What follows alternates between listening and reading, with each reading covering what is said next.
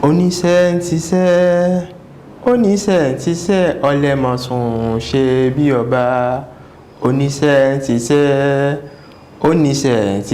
ọlẹ́mọ̀ sùn ṣe bí ọba.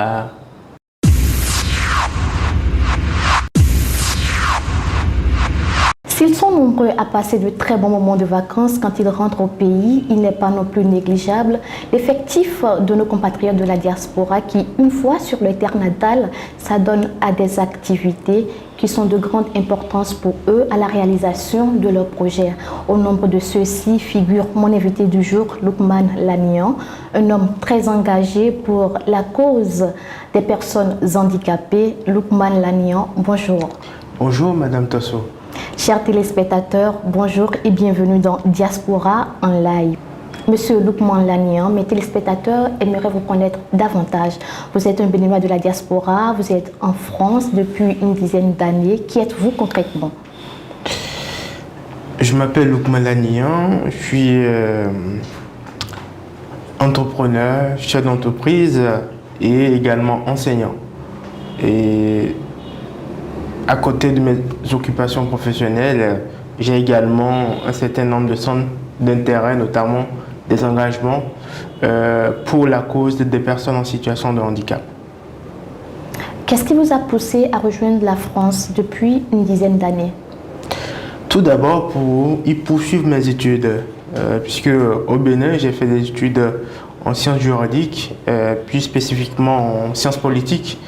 Et après ma maîtrise à l'UAC, à la faculté de droit et de sciences politiques de l'UAC, j'ai fait le choix, j'ai pensé qu'il était judicieux, que j'avais encore la capacité d'aller m'enrichir intellectuellement ailleurs. J'ai fait le choix de la France, donc pour aller poursuivre mes études et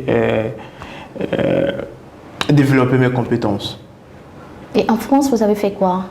En France, j'ai fait des études, j'ai continué toujours dans la droite ligne de ce que je faisais au Bénin, mais dans un champ un peu plus spécifique. Je suis diplômé en relations internationales, d'accord? Et par la suite, j'ai fait le choix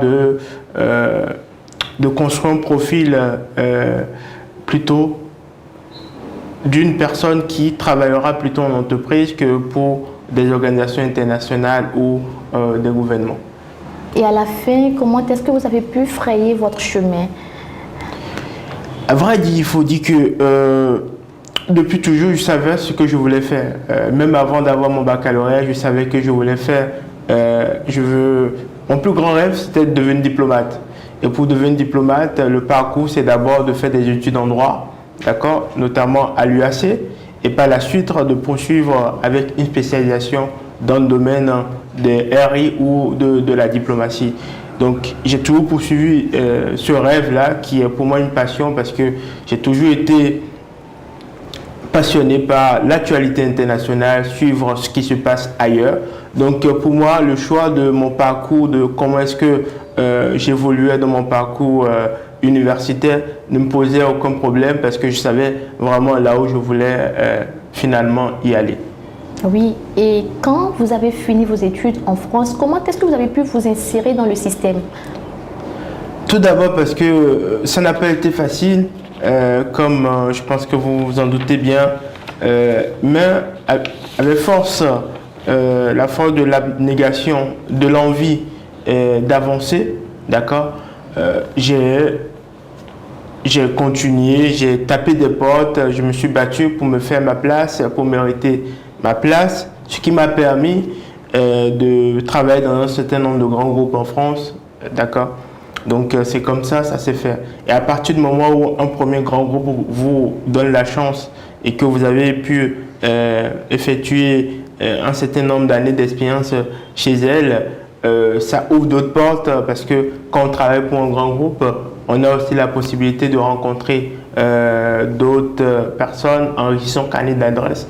Et après, ça facilite le reste. Ça a payé. Vous êtes spécialiste RSE, vous êtes entrepreneur, vous êtes enseignant dans des universités. Comment arrivez-vous à concilier toutes ces fonctions? Merci beaucoup. Ça demande tout simplement de l'organisation. Et de l'organisation, mais à côté de cela, le cœur même, c'est la passion. Parce que quand on est passionné par quelque chose, on ne sent pas le poids du temps, on ne sent pas le poids des efforts. Et c'est mon cas. Quand je prends l'enseignement, j'ai toujours été passionné par le fait de faire des présentations, de partager le peu de savoir que j'ai. Et aujourd'hui, depuis 3 ans, j'enseigne dans des universités, des écoles de management en France. Et à côté de cela, je suis consultant.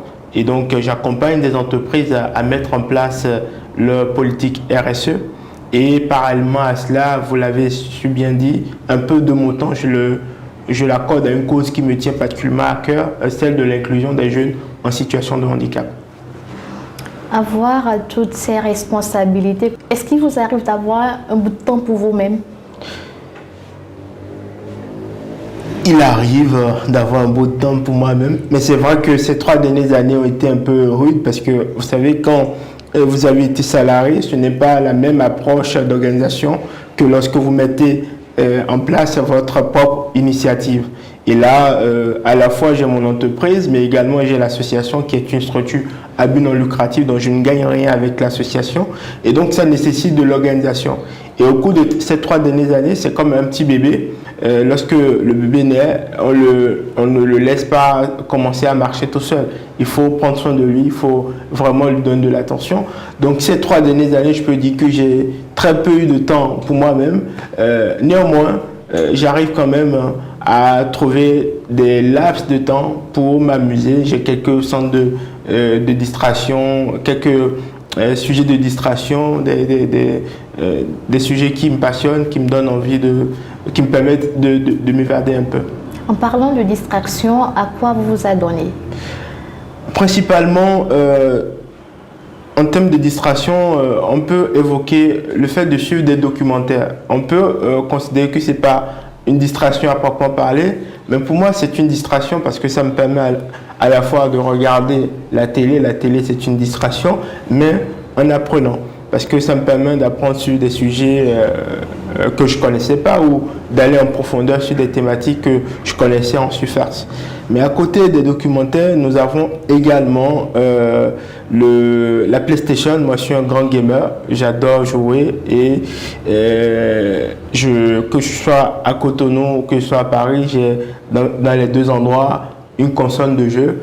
Et les soirs, je me donne quand même 1 heure, 2 heures de temps parfois, surtout les week-ends, pour pouvoir jouer parce que je suis un grand casanier et donc quand je suis à la maison, je prends le temps de le faire. Et le dernier point vraiment, et là c'est chaque dimanche, c'est vraiment un rituel.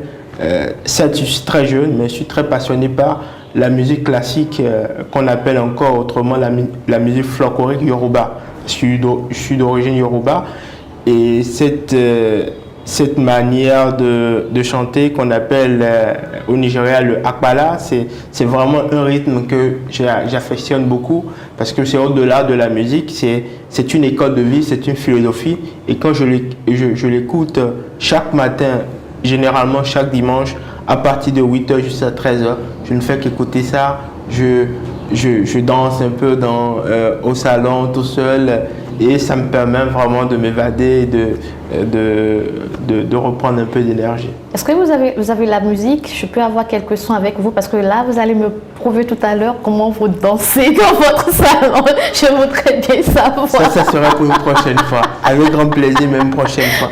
D'accord. Contrairement à vos frères de la diaspora qui, une fois sur leur terre natale au Bénin, ça donne à des activités de distraction. Vous, particulièrement, vous avez été pris durant tout votre séjour. Pourquoi? Parce que depuis, certes, je suis parti du Bénin depuis une dizaine d'années, mais depuis 4 ans, je ne rentre plus au Bénin pour des séjours de vacances. Je rentre au Bénin pour vraiment des séjours professionnels. Soit c'est que j'ai une mission de consulting sur le terrain, donc je dois aller au nord ou aller voir des partenaires. Soit c'est que je dois suivre une activité de mon association. Donc réellement, pratiquement à 90% du temps, depuis 4 années, quand je rentre au Bénin, c'est pour mener des activités professionnelles. Et après, comme on le dit si bien, j'essaie de joindre l'utile à l'agréable. Et puisque j'ai une partie de ma famille qui réside encore ici, c'est l'occasion aussi de passer un peu de temps avec elle. Est-ce que vous avez eu à rencontrer des difficultés tout au long de votre parcours? Avoir votre background, avoir votre situation, quelles ont été les différentes difficultés que vous avez rencontrées tout au long de votre parcours et comment aviez-vous pu les surmonter? Merci beaucoup, Madame Tosso. C'est une judicieuse question et très belle question que vous venez de me poser par rapport aux difficultés des jeunes en situation de handicap dans notre pays. Tout d'abord, les difficultés ne manquent pas pour les jeunes en situation de handicap. Maintenant, revenons à moi. Pour ce qui me concerne, oui, j'ai eu des moments difficiles, j'ai eu des difficultés quand j'étais au Bénin, notamment quand je prends le cas plus jeune au collège ou à l'école, ou parce que je suis différent, j'ai une mobilité réduite, je porte un handicap moteur. Forcément, il y a des enfants parfois qui de mauvaise foi se moquent de leurs camarades un peu différents d'eux. Et ce regard des tiers ont beaucoup pesé. Mais chemin faisant, après mon baccalauréat, une fois que je suis arrivé à l'université, cela a changé un peu. Même si le début, même à l'université, n'a pas été facile. Puisque le début à l'université, j'avais vraiment des difficultés à trouver de la place, par exemple, quand j'allais en amphi, parce que vous n'êtes pas sans savoir que quand on fait la première année en sciences juridiques, les salles, les amphis sont vraiment pleines. Donc, j'avais des difficultés.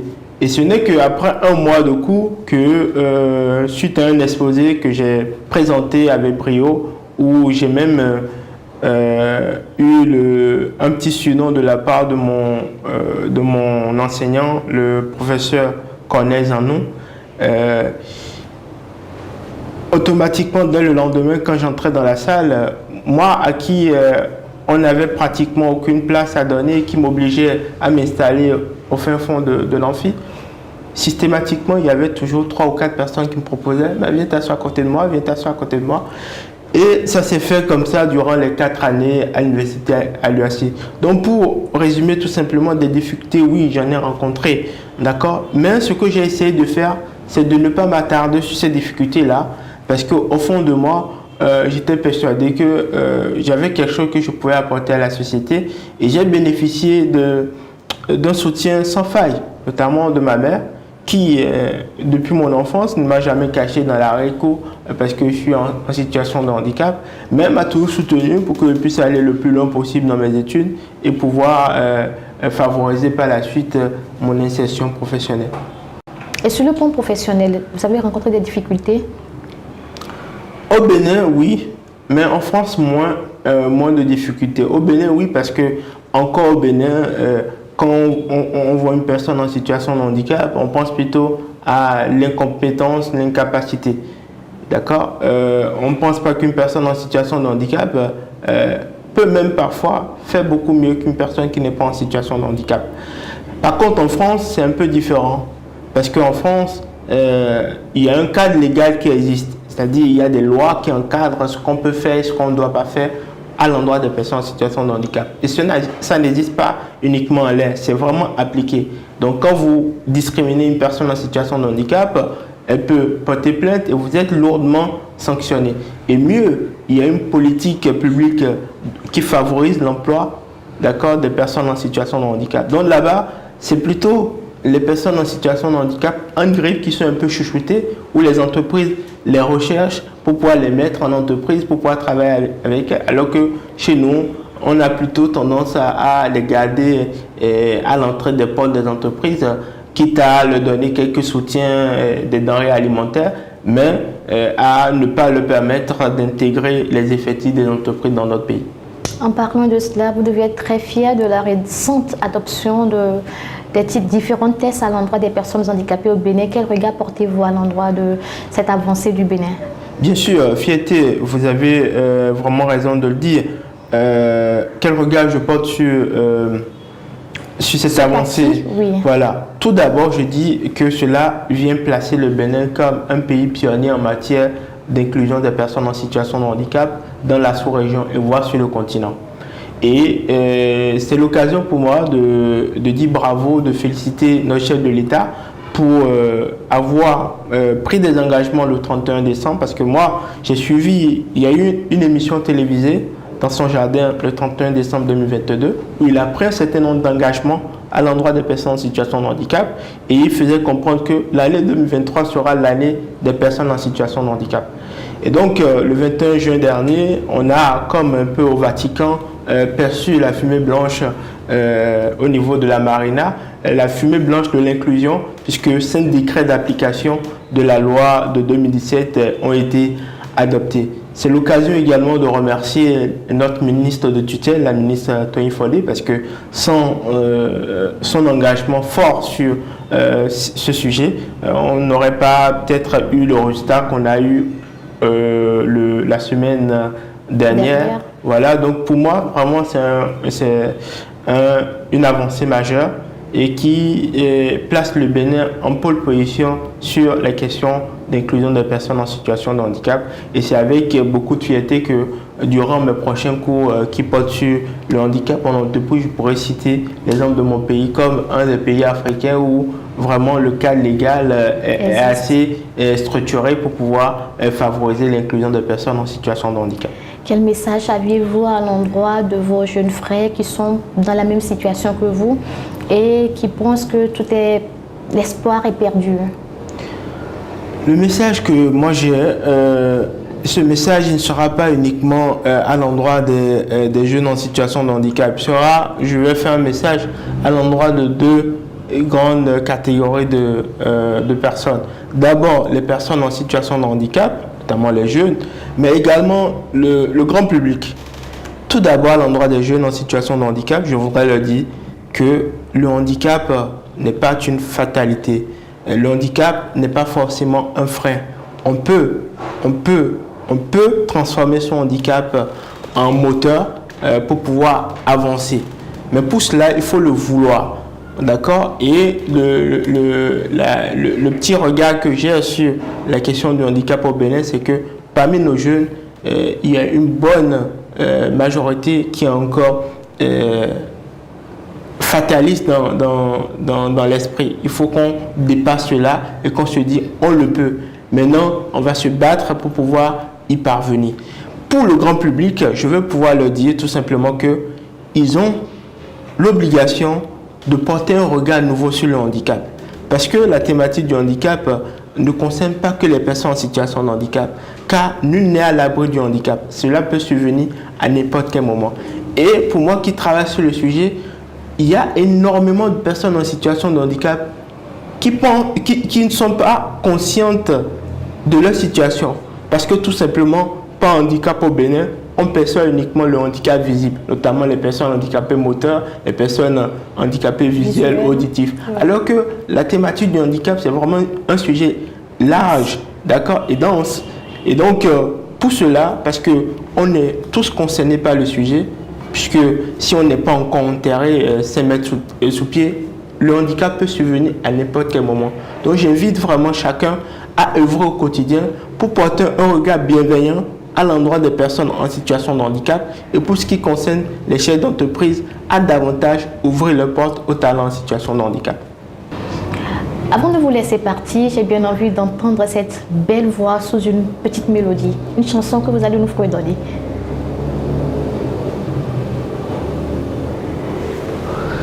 J'aimerais bien fredonner quelque chose en Yoruba, mais là, vous me prenez un peu de coup. Onisen, si c'est... Onisen, si c'est... Olé maçon, chez Bioba. Onisen, si c'est... Onisen, si c'est... Olé maçon, chez Bioba. Et ça se danse comment? C'est quand on fait des mouvements comme ça? Voilà, c'est plutôt une danse pour un riff, ça va faire sourire, mais plutôt pour les riches parce qu'on n'a pas besoin de trop bouger pour se fatiguer les muscles. On a juste besoin de bouger légèrement le corps. Voilà. Et la chanson dit quoi? Onisen, si c'est, ça veut dire tout simplement le travailleur travaille, mais le paresseux il se comporte comme le roi. Et le moment où le travail se lève à 7 heures, le paresseux se lève à midi, voilà, un truc comme ça. Et à la fin, c'est celui qui a un conseil. C'est ça. Levez-vous tôt, travaillez, vaquez à des occupations. Bon, je crois, Onitsha, Chiché, c'est ça, hein? C'est ça, Onicé Cissé. Onicé Chiché. C'est ça. D'accord. Donc, à tous nos compatriotes béninois de la diaspora, Onicé Chiché. Voilà, ce sont les mots de mon invité du jour, Lukman Lanian, qui était en ma compagnie dans Diaspora en live. Merci de nous avoir suivis et rendez-vous très prochainement pour un autre numéro. À bientôt.